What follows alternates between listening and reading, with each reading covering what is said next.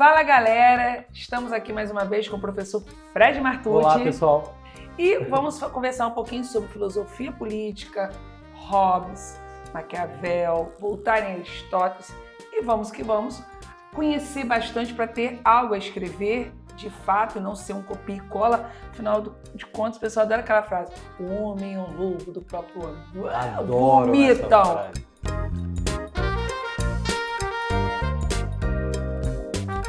E aí, Fred, vamos que vamos, começa aí. Essa discussão sobre filosofia política, né, é uma discussão muito relevante porque é sobre Soberania. quem manda aqui. Soberania. E é importante a gente saber quem manda aqui, e o conceito de soberania tem tudo a ver com isso, né? O Aristóteles, que é o autor da famosa frase que o homem é um animal político, né? E social. E social, porque a política diz desse contexto social, né?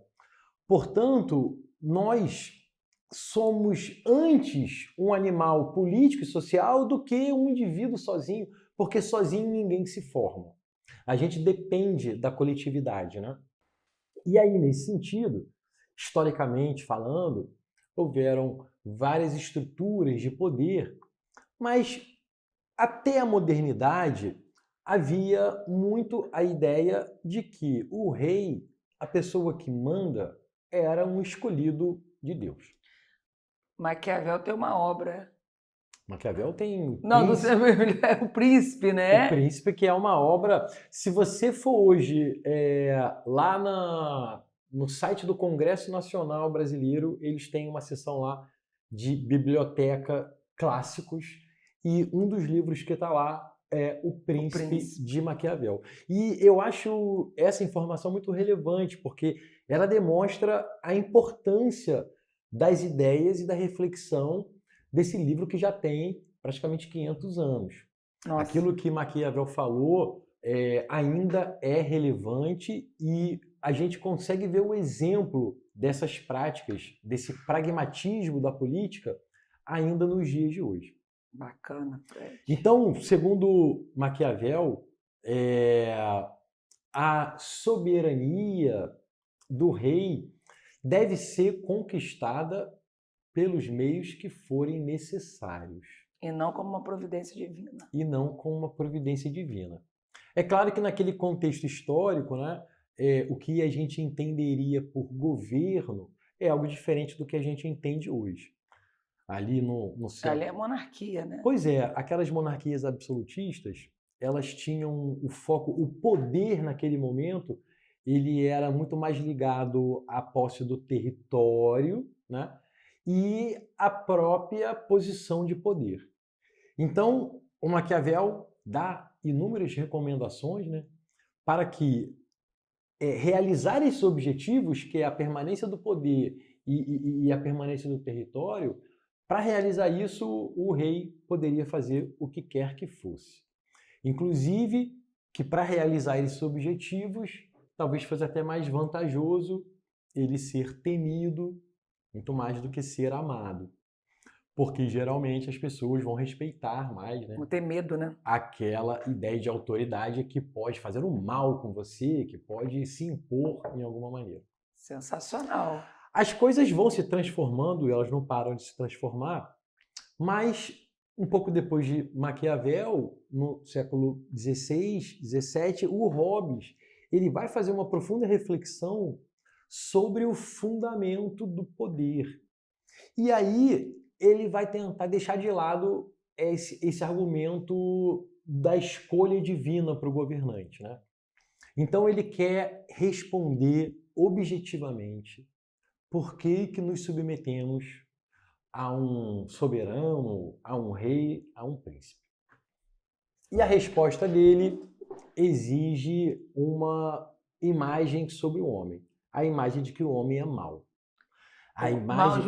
mal por natureza. Mal por natureza. O homem, por natureza, é egoísta e interessado em realizar os seus objetivos pessoais. E para isso, ele passaria por cima de todo mundo. A sociologia vem para dizer que é diferente, que tem um meio. Pois é. Vai contradizer, né?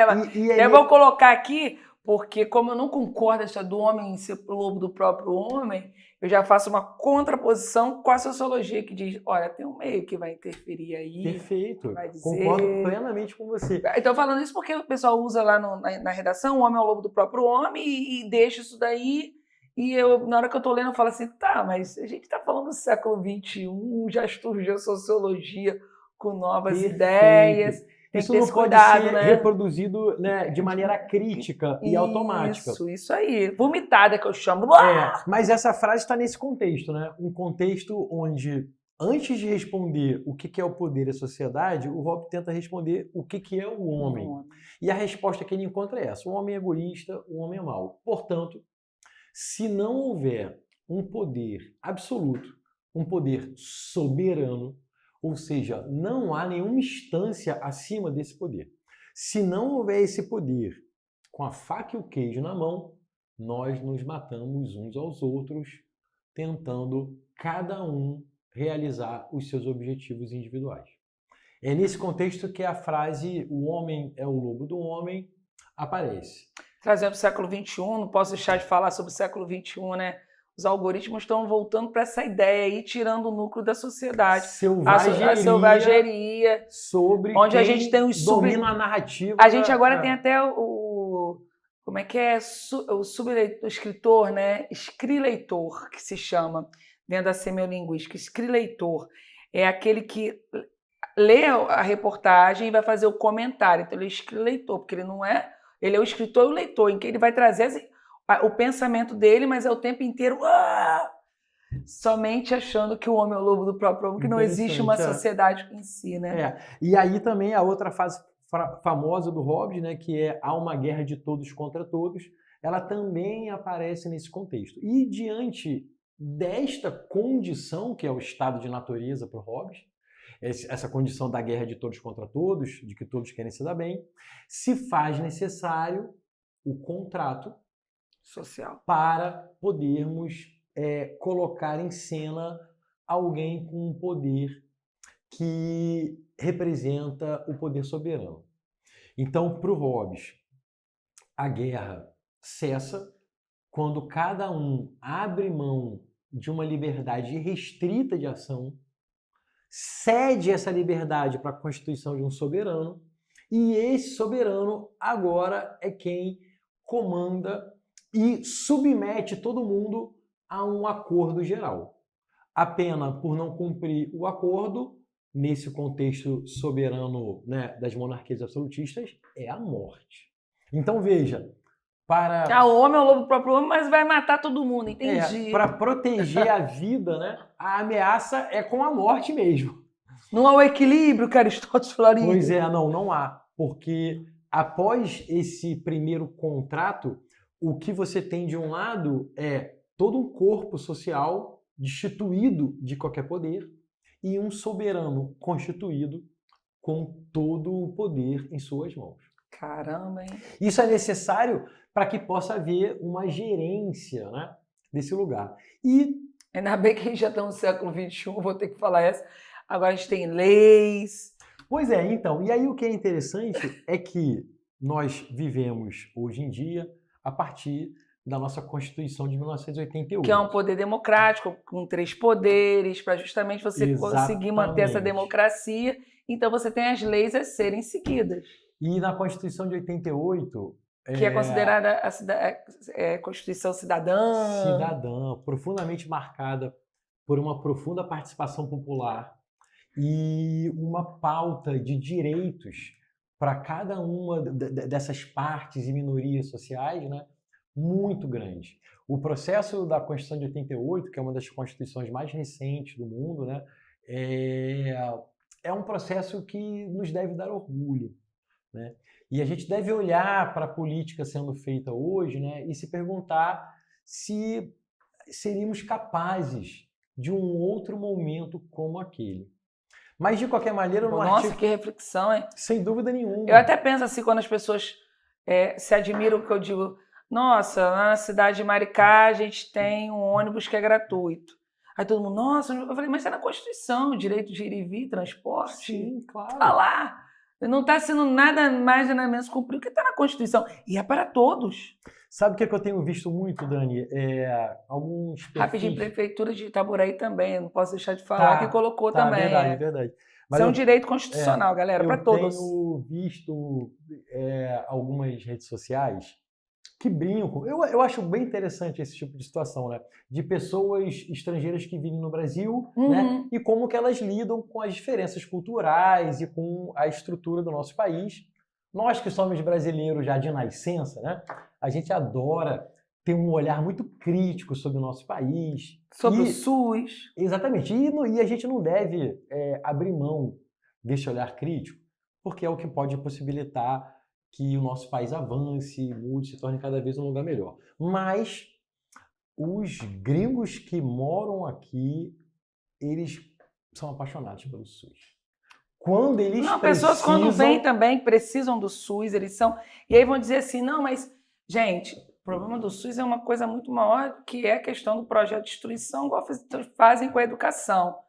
Mas, e a gente vê também, né, que tem uma mentalidade diferente quando o médico trabalha e oferece um serviço de ponta, né, de maneira gratuita, em prol da vida, que é o objetivo maior da medicina, né? E não em prol da sustentação de uma empresa, né, com pagamentos, né, exorbitantes para salvar uma vida, né? Então, quanto custa uma vida?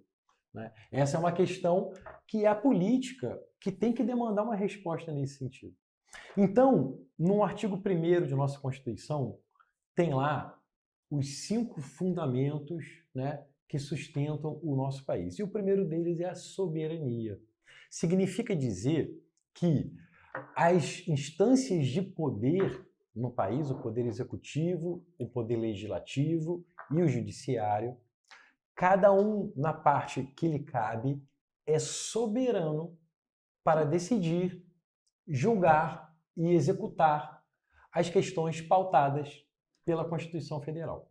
Essa soberania significa que é a última instância de decisão, que não pode haver uma instância que se sobreponha a essa.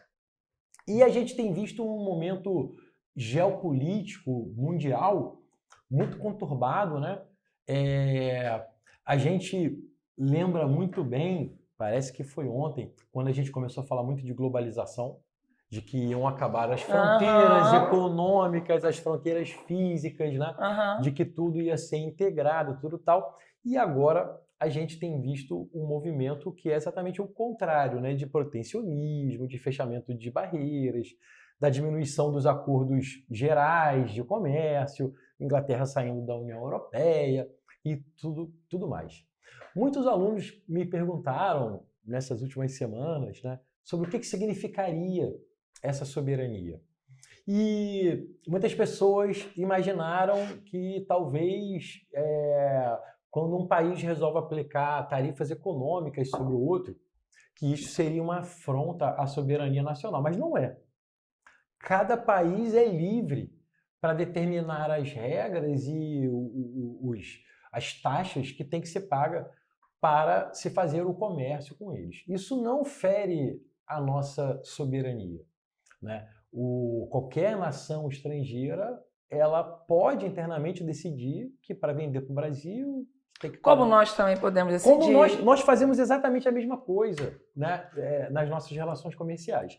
Agora, a questão é você atrelar uma decisão econômica a outras esferas de decisão, principalmente uma decisão do judiciário, porque o judiciário ele não vai estar tomando medidas a partir da sua própria ideia. O judiciário é o guardião da Constituição e ele tem que fazer valer o que está posto ali, né? Então, quando uma nação estrangeira condiciona uma medida econômica a partir de uma outra questão interna, esfera de poder interna, aí sim ele queria... parece que se a gente abrir mão para isso, a gente está criando uma instância que está acima da nossa Constituição, que está acima dos poderes constituídos e que, portanto, faríamos de nós subordinados a essa outra nação e não soberanos para decidir os rumos e os caminhos que a gente quer tomar. E voltando a essa soberania que lá em Maquiavel é falado, Maquiavel não é isso? Sim, Maquiavel e Hobbes. Hobbes falam sobre isso e que vai dizer também essa composição. Sim, a composição da divisão dos poderes, né, ela tem outras raízes, né? O Maquiavel ele já até pondera uma divisão entre executivo e legislativo, né? O judiciário entra depois, mas de qualquer maneira a ideia é de que cada um dos poderes represente um contrapeso ao outro, né? De modo que você não possa ter o abuso de um poder que consegue ser contido pelos outros poderes constituídos. Para ter um equilíbrio. Para que haja um equilíbrio. Para que haja um equilíbrio, exatamente. E, em hipótese alguma, né, um poder externo pode tomar uma decisão que não esteja condicionada àquilo que foi organizado na Constituição Federal de 88. Porque nós temos essa Constituição que é democrática. E a política, ela é um campo fundamental. Assim como a gente já falou em outros episódios, falando sobre diversos temas, assim, né? Eu acho que a política, ela atravessa a questão das redes sociais, a política... Fake news, né? Sim, a política atravessa a questão de uma alienação da verdadeira realidade, a política atravessa a questão de que é prudente buscarmos um equilíbrio nas decisões, né? Então, a nossa vida, ela se dá, né, na esfera da coletividade, na esfera política, na esfera do contato próximo, regulado por aquilo que foi votado, aprovado e promulgado. Então, a gente deve ter muito orgulho de nossa Constituição, que é uma Constituição, como você disse, né, chamada, apelidada de Constituição Cidadã, porque ela tem uma ênfase muito forte na garantia dos direitos, né? A todos. Isso. Cidadãos e faz brasileiros. com que o nosso país, né, tenha uma unidade nesse sentido muito maior que, por exemplo, os Estados Unidos, onde a Constituição Federal ela é bem limitada, ela versa sobre poucos temas, né, as 50 e pouco emendas da Constituição Federal, e aí resta aos estados legislar tudo aquilo que não está posto na Constituição Federal. Dessa eu não sabia. Então, assim, o Brasil, assim como os Estados Unidos, é uma república federativa, né? Então, somos uma república significa que elegemos democraticamente os nossos governantes. Somos uma federação porque cada ente federativo tem alguma autonomia de legislar e governar o seu espaço. Mas a grande diferença que a gente repara entre a política, no caso norte-americana, e a política brasileira... Que é um exemplo que ele está dando, que existem outros países também, né? Claro. Mas a grande diferença aí é o alcance da legislação que é federal, que é válido para todos. Aqui no Brasil, além de uma Constituição Federal robusta, a gente tem um Código Penal que é federal também, né? Que é da década de 40, né? Mas, enfim. Pois é. Mas a Constituição, ela fala de educação, ela fala de saúde, ela fala de diversos... Meio ambiente. Muito bem lembrado. Né? Então, Artigo 225. Pois é, imagina que a Constituição dos Estados Unidos de 1700 e pouco, o meio ambiente não era uma preocupação lá. Então você acaba criando a situação que lá pode ter um Estado com leis super rígidas para proteger o meio ambiente, enquanto o outro está degradando e vendendo tudo para fazer dinheiro. E isso é permitido porque é uma legislação que cabe aos Estados, por não haver legislação superior soberana que vale para todo o país. Então, você está falando da filosofia política, a gente sai lá do passado, nessa Constituição desde Aristóteles, Maquiavel, Hobbes, chegamos ao século XX, no caso, que é a Constituição de 88, estamos no século XXI, mas que o conhecimento para aplicabilidade seja de extrema importância. Sem dúvida nenhuma. Para poder escrever de verdade, né, gente? Eu costumo falar, Dani, que viver em cada país, né, e nós aqui como viventes cidadãos brasileiros com muito orgulho, né, o Brasil é como se fosse um joguinho. E a Constituição Federal é a regra do jogo. Boa. Portanto, eu não consigo jogar o jogo do Brasil se eu não conhecer as regras. Eu nunca vou querer no meu time, né, alguém que no meio do jogo queira botar a mão na bola, porque não pode botar a mão na bola. Né? Você Para o que está escrito. Pois é, você vai ser excluído do jogo se você não sabe as regras do jogo. Exatamente. E o jogo político brasileiro, né, ele pressupõe, ele cria mecanismos para nossa participação. Né? Sim, você pode o Senado manda o tempo inteiro. Quando eles querem que a população participe, tem a questão lá de você poder votar. Isso, tem as consultas públicas. As consultas públicas. Aqui na cidade de Niterói, nós estamos na cidade de Niterói, também tem muita consulta pública. Exatamente. Eu me cadastrei, gente, eu fico recebendo o Senado aqui. A nossa cidade tem feito, né? Eu lembro muito também, de alguns anos atrás, né, que Niterói fez uma consulta pública sobre armar com arma de fogo ou não a Guarda Municipal. E, se eu não me engano, o prefeito, ou seja, o poder constituído na ocasião, ele era a favor. Mas a população votou contra. A população votou contra. E não pode ter, porque a gente vive numa... E valeu o que foi consultado pela população. Porque uma das questões que está lá no artigo 1º de nossa Constituição é que o Brasil é um país soberano e a soberania emana do seu povo.